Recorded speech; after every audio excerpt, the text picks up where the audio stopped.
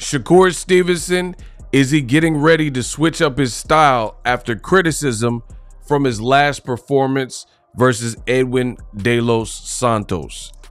Banks said, go ahead, switch the style up. If ninjas hate, the ninjas hate, and watch the money pile up. This video Shakur Stevenson posted the other day, it says old files 2024. I'm banging it out with ninjas. I'm gonna introduce y'all to Killer Core. Get the F out of my way. And it looks like some older clip of him sparring, and Shakur Stevenson, I guess he's basically saying that he's walking dudes down and he's going, you see he's walking forward, he's more aggressive, and he's going back to this. So is Shakur Stevenson switching that style up? Now, my honest opinion, I do not think that is a good idea. And I'm gonna explain why in this video. I don't know what you guys believe regarding boxing, but I know what I know. And when we're talking about things like power, I think there's certain things in boxing you can improve, and certain things that it's kind of luck of the draw. Maybe you're born with it, maybe you aren't. Like chin, like power. Now, let me break this down, because I know there's a lot of people, oh, hold on, ego. Let me explain. Well, the chin is the easy, we'll just get that out of the way. Your chin is your chin. Whatever chin you have or lack thereof, that's what you're stuck with. And we know some guys have the ability to take a shot. You know, the Haglers of the world, Evander Holyfield had a good chin, right? There's some guys that they could take more punishment and they're just tougher. They got a granite chin, prime Antonio Margarito, things like that. And then you have, it's like the movie Unbreakable, where you had Bruce Willis, and this is a spoiler alert, but the movie's so old that I feel like if you haven't seen M. Night Shyamalan's Unbreakable, then pause this video and fast forward a couple of sections. But it's an old movie, so you should already have seen it by now. But anyway, Bruce Willis, he survives this wreckage, and Samuel L. Jackson is looking for, like, he was Mr. Glass. He was the lowest on the spectrum, so he was looking for the Bruce Willis character to see who was basically the opposite of him.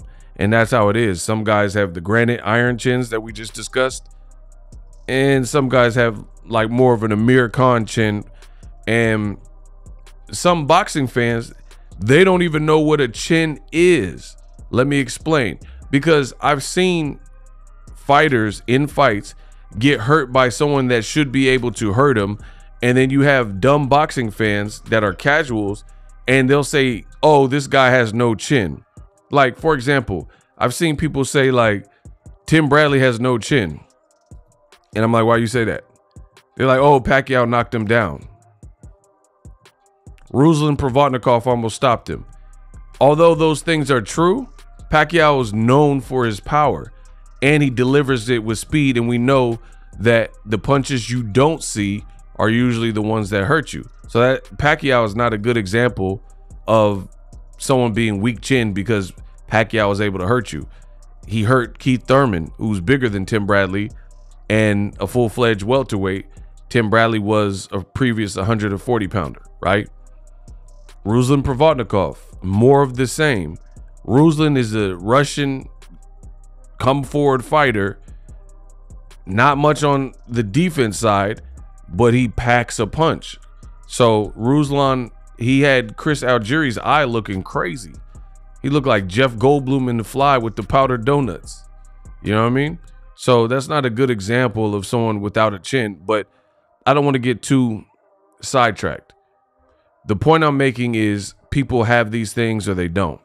Power is also one of them. This is what I believe, boxing ego. This is what ego believes in.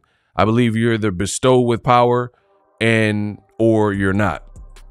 And there's very little you could do. Now,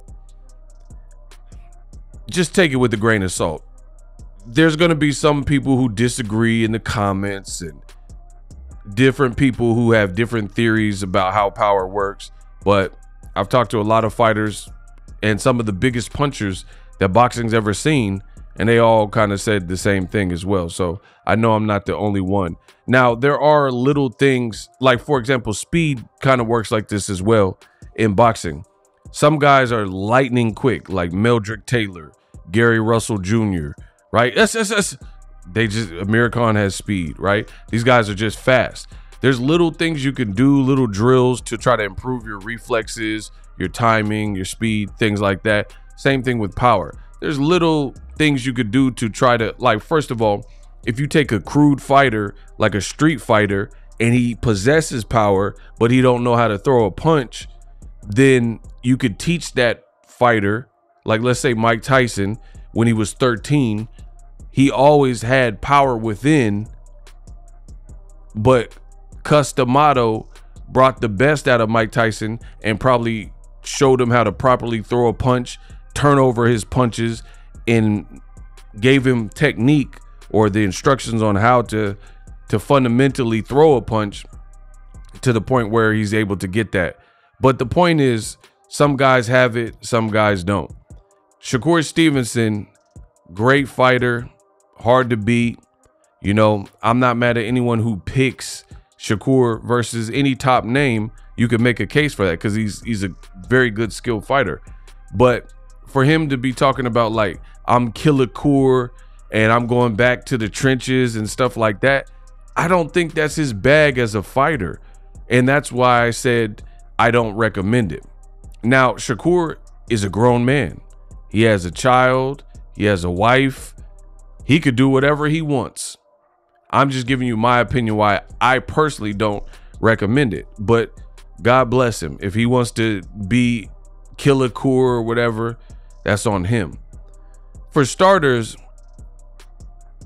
one thing, and I know this firsthand, I'm not the boxer, but I'm a public figure for the last decade plus in boxing online, which is the worst, because people online, they're going to say the most hateful, crazy things and the craziest comments and all types of stuff on the internet.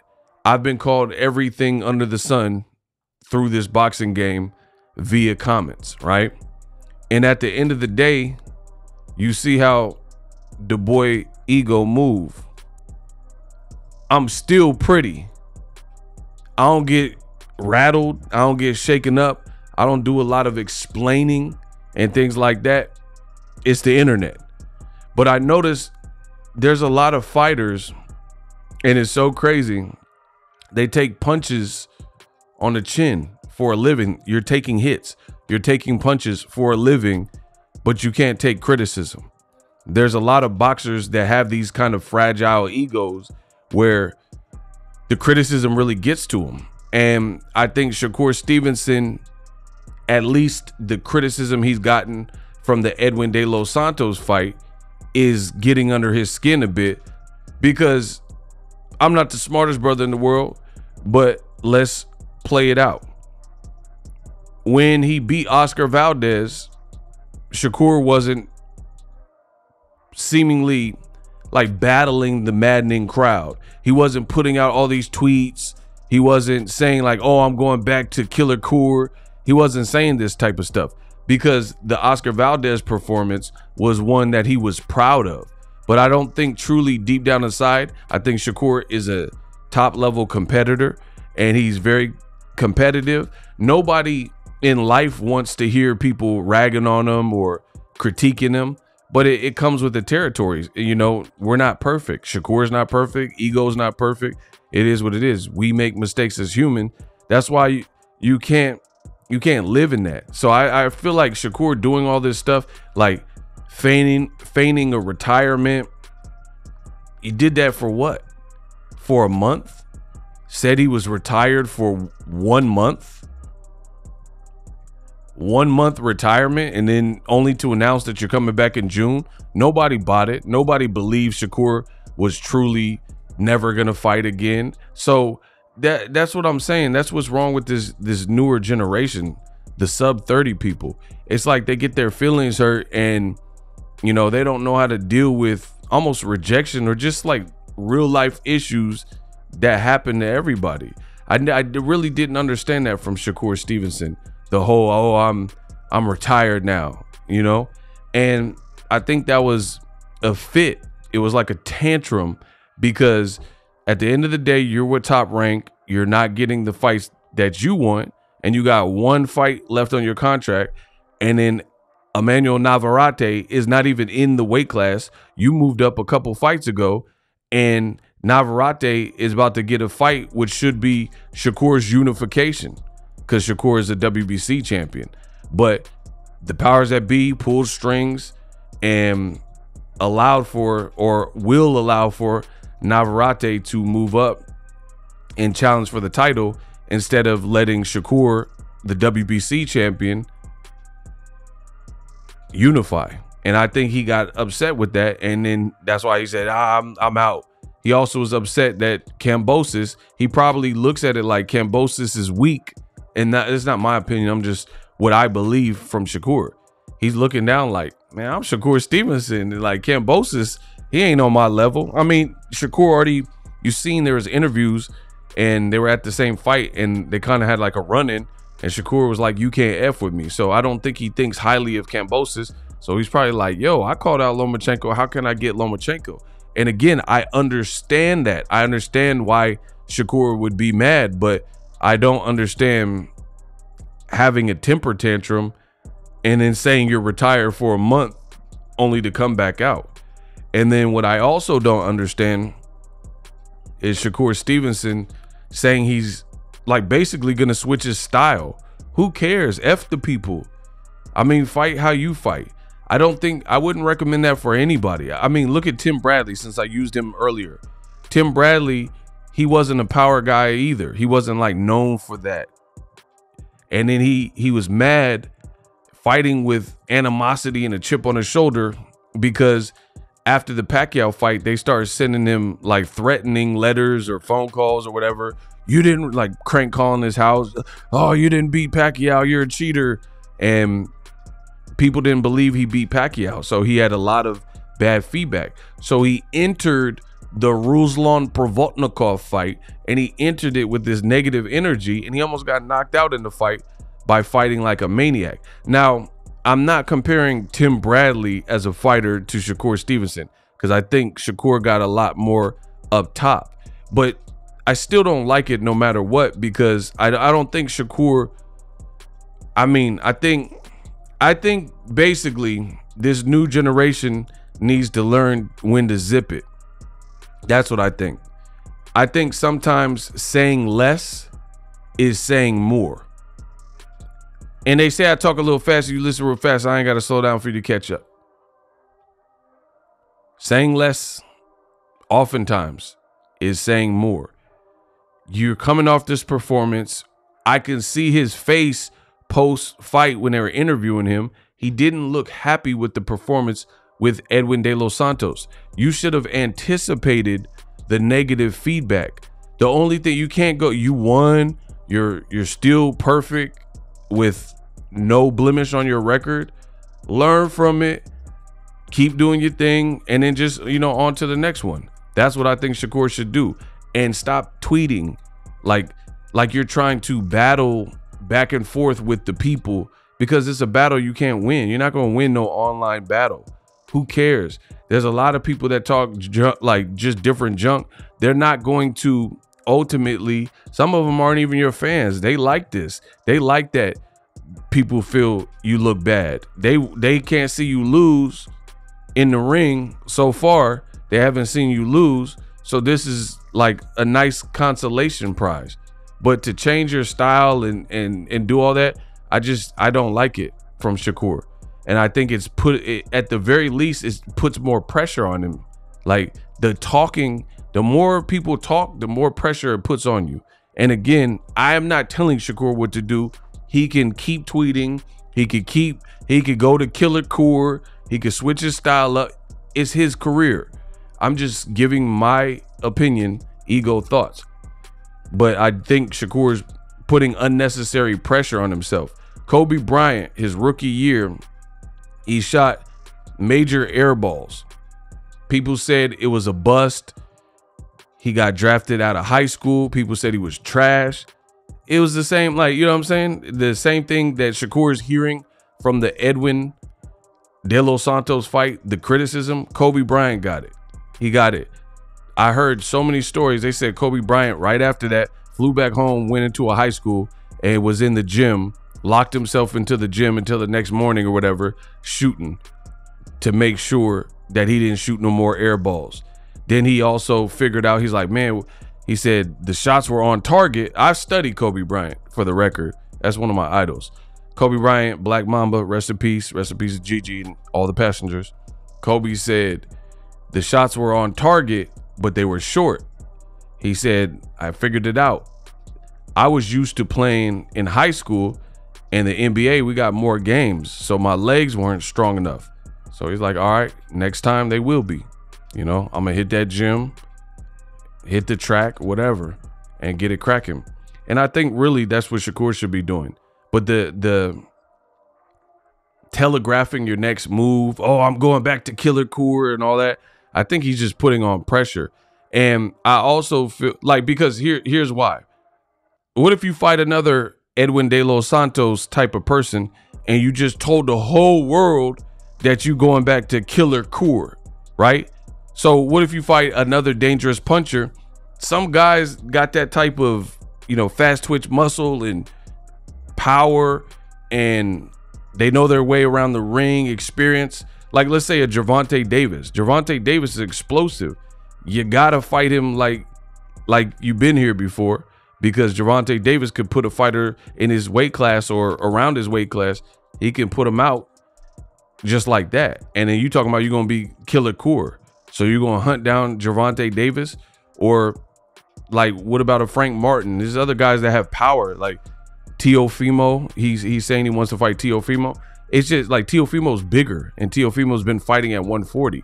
Now Shakur could possibly beat Teofimo based on the skill, but walking Teofimo down as a guy like potentially moving up, I don't know if that's the key. So, you know, I don't really like the way this sounds. I was just being honest and being transparent. I think Shakur should stick to his style.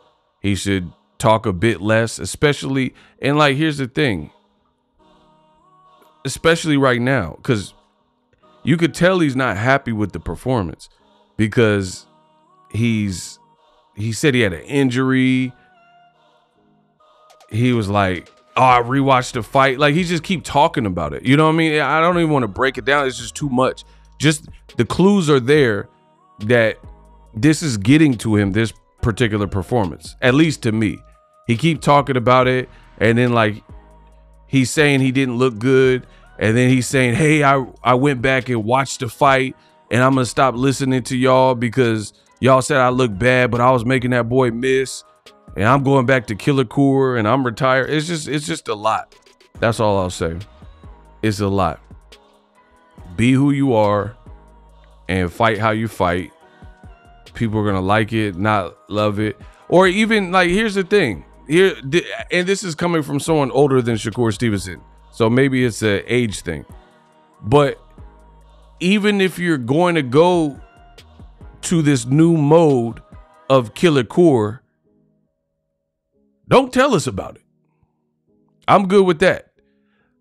Show us. That's it. I think in these situations, that's the only thing you could do. Don't tell us. Just show us. So I don't think a fighter should change their style because of the criticism of the crowd. If you're happy with your work, you're happy with the style, or it's getting you wins, keep doing it. Keep rocking, personally. But even still, if you feel the need to change your style, I don't think you have to tell people it. Like, you don't have to say, oh, I'm going back to the killer me and all this stuff. It just shows that you're bothered by it. Remain unbothered. There's going to be a lot of people that try to bother you in life in general. And Shakur's a good fighter. Like, for me, I think people are stupid in boxing, to be honest. The fans are disrespectful. The fans are ridiculous. the man has multiple fights. He looked like very hard to beat. And then people, they take your worst moment or your worst performance, even though it was a victory for Shakur, and then they act like everybody can beat him.